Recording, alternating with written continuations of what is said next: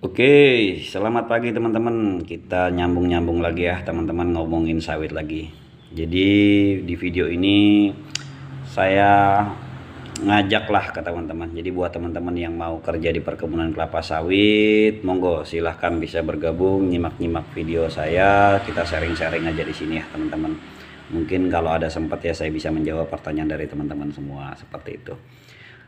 Buat teman-teman juga yang mau kerja di perkebunan kelapa sawit melalui jasa perekrutan, monggo mungkin juga bisa bergabung melalui saya, nanti bisa saya salurkan untuk bekerja di perkebunan kelapa sawit di Kalimantan. Jadi sama ya teman-teman, saya sendiri bergabung di jasa perekrutan juga ya teman-teman di Jawa. Jadi buat teman-teman yang mau kerja sawit di Kalimantan, yang penting sesuai dengan persyaratannya mau kerja di perkebunan kelapa sawit, monggo silahkan bisa bergabung. Jadi memang tidak ada persyaratannya ijazah seperti itu. Jadi ini adalah pekerjaan istilahnya buruh lah teman-teman seperti itu. Jadi tanpa ijazah dan tanpa biaya administrasi sama sekali. Syaratnya cukup mudah ya teman-teman. Yang penting cuma ada bawa KTP yang asli sama fotokopi kartu keluarga. Nah itu nanti dibawa sekaligus berangkat ke tempat penampungan yang ada di Jawa seperti itu. Kemudian syarat-syarat lainnya ya teman-teman, yang penting itu usia antara 18 sampai 45 tahun. Kenapa usianya dibatasi? Karena setiap pekerja nantinya akan didaftarkan di Jamsostek atau BPJS Ketenagakerjaan teman-teman. Jadi kalau usianya sudah lewat, itu nantinya akan susah didaftarkan ke BPJS ya teman-teman, karena udah dianggap usia pensiun seperti itu. Itu yang pertama. Kemudian tidak punya riwayat patah tulang teman-teman. Jadi kenapa seperti itu ya, karena memang kerja di perkebunan kelapa sawit ini kerja kuli atau kerja buruh yang kesehariannya kerja di lapangan teman-teman ya. Nurunkan buah sawit, kemudian mengeluarkannya menggunakan arko seperti itu. Nah jadi termasuk ada kegiatan angkat mengangkat seperti itu, kerja fisik lah teman-teman gitu. Jadi dikhawatirkan kalau sampai punya riwayat patah tulang itu akan bermasalah nantinya di lapangan seperti itu. Kemudian tidak punya riwayat penyakit-penyakit berat seperti misalnya jantung, kemudian apa namanya ya, paru-paru, terus asma, sesak napas seperti itu. Karena dikhawatirkan begini teman-teman, ya walaupun di perkebunan kelapa sawit di Kalimantan itu disediakan polybun, tapi semisalnya sampai nanti tiba-tiba jantungnya mendadak kumat atau misalnya asmanya kumat di lahan seperti itu. Nah, ini untuk menjangkau ke rumah sakit itu cukup butuh waktu teman-teman. Ada yang paling dekat itu bisa sampai 1 jam seperti itu, bahkan ada yang sampai 2 jam seperti itu dengan kondisi jalan yang cukup baik. Ketika nanti hujan kan akan lebih waktu lagi, memakan waktu yang lebih lama lagi seperti itu. Jadi walaupun disediakan polybun, kapasitas polybun atau istilahnya kemampuan polybun juga terbatas ya teman-teman. Tidak akan bisa menangani penyakit-penyakit yang butuh penanganan khusus seperti misalnya jantung seperti itu, atau misalnya penyakit-penyakit lainnya ya teman-teman seperti itu. Jadi buat teman-teman yang memang punya penyakit-penyakit yang berbahaya kayak ayan juga misalnya, itu takut kumat sewaktu-waktu di lapangan, nah itu sebaiknya mengurungkan niat untuk bekerja di perkebunan kelapa sawit di Kalimantan teman-teman. Karena namanya apa ya, namanya kerja di perkebunan tiba-tiba sampean kumat dan tidak ada temen atau atasan di situ, nah ini akan repot ya teman-teman. Nah itu jadi buat teman-teman yang mau kerja di perkebunan kelapa sawit punya penyakit-penyakit seperti itu sebaiknya mengurungkan niatnya. Jadi buat teman-teman yang mau kerja di perkebunan kelapa sawit, kalau kita lokasi penampungan atau kantornya itu sendiri itu ada berada di Jawa Timur. Jadi teman-teman yang ada berada di Jawa Timur, Jawa Tengah, Jawa Barat, monggo kumpul. Jadi kenapa kok berada di Jawa Timur? Karena memang pemberangkatannya itu semua melalui kapal laut mayoritas ya teman-teman, lewat Surabaya atau lewat Semarang. Jadi kenapa berada di Jawa Timur ya, supaya nanti mudah nanti kumpul semua di sana. Kemudian nanti ketika kalian nanti mau berangkat itu juga akan mudah nanti ke pelabuhannya seperti itu.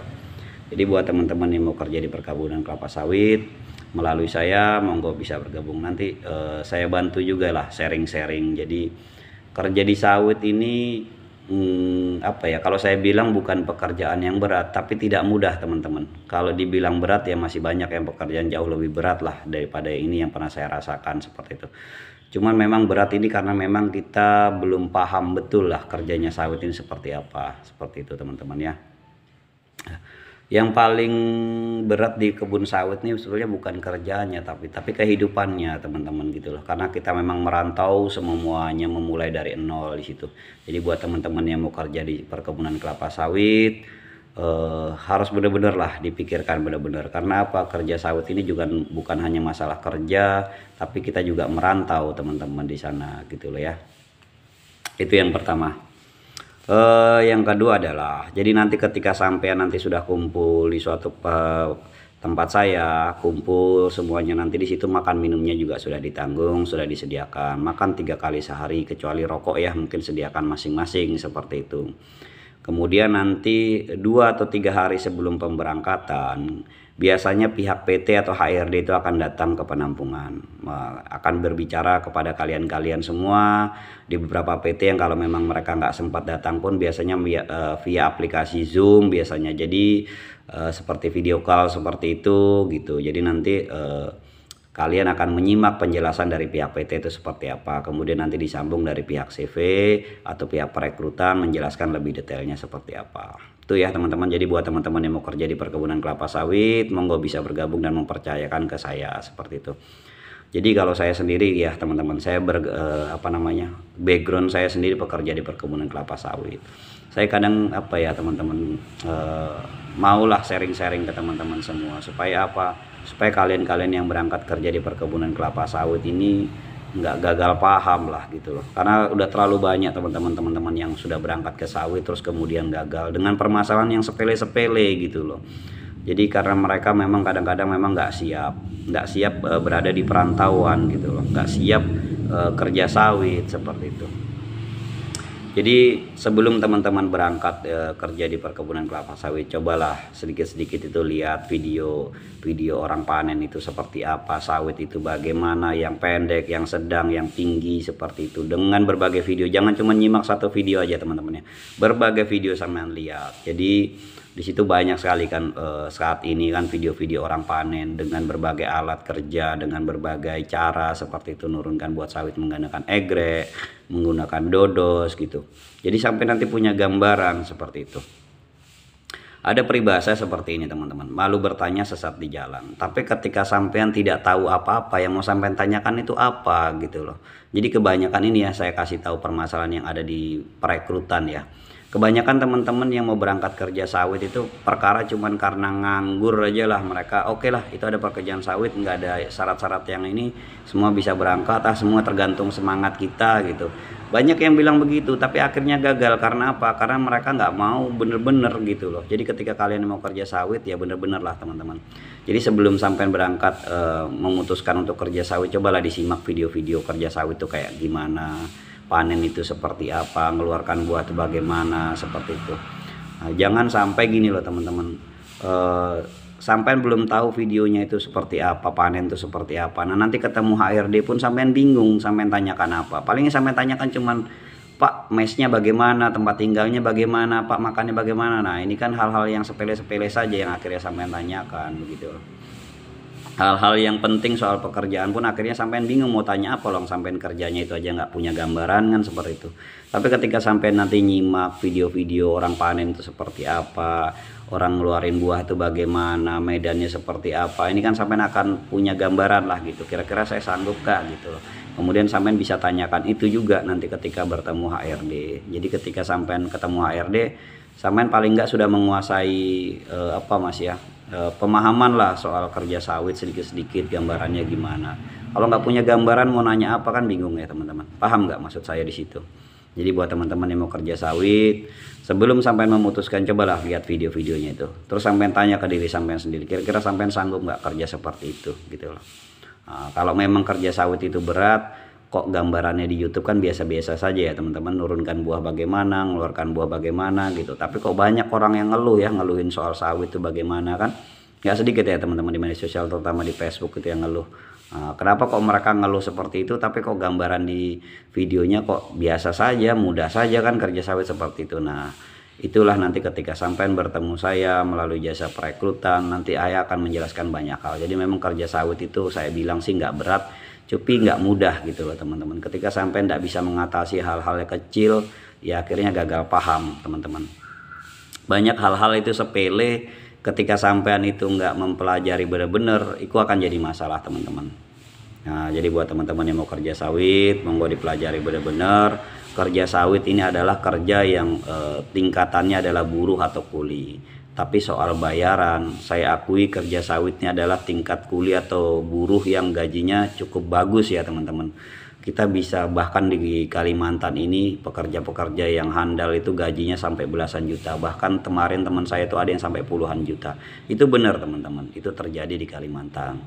Tapi kok bisa ya gaji seperti itu? Jadi kerja di buruh atau kuli itu, ini saya kasih satu bocoran aja ya. Itu nggak cuman modal mental kuat, tenaga kuat, terus gajimu besar. Nggak gitu konsepnya kerja di kebun sawit teman-teman.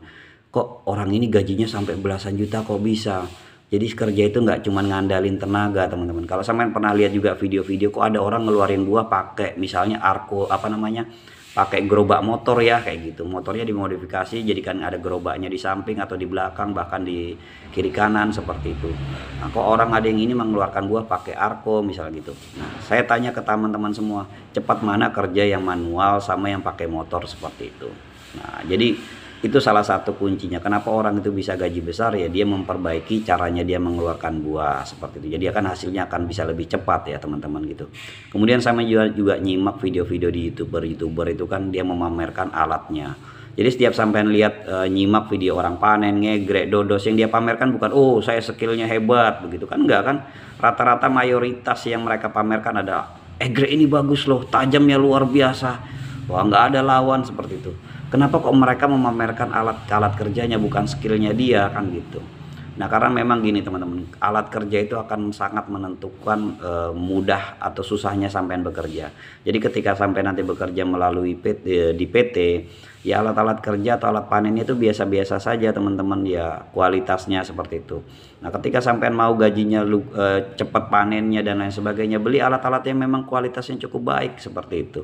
Ya kalau semua tergantung skill ya, mungkin Valentino Rossi naik motor Honda Beat atau Yamaha Mio gitu-gitu aja ya, balapan naik motor GP lawan motor GP ya mungkin sudah menang kalau semua tergantung skill. Enggak juga ya teman-teman. Jadi kayak balapan motor itu kan juga walaupun skill jago seperti apapun, kalau kualitas motornya buruk ya kan enggak akan bisa juga menang kan seperti itu. Sama kerja sawit pun sama seperti itu. Jadi alat-alat kerja ini sangat menentukan juga teman-teman, bagaimana mudah tidaknya kita kerja seperti itu. Nah, itu gambaran kecil aja ya yang mungkin saya kasih gambaran dan motivasi aja. Masih banyak teman-teman yang harus sampai pelajari untuk kerja di sawit. Kalau sudah memahami semua kerja sawit itu teman-teman ya, kerja sawit ini nggak susah teman-teman, biasa-biasa aja, simple aja gitu loh, cari duit pun nggak susah seperti itu.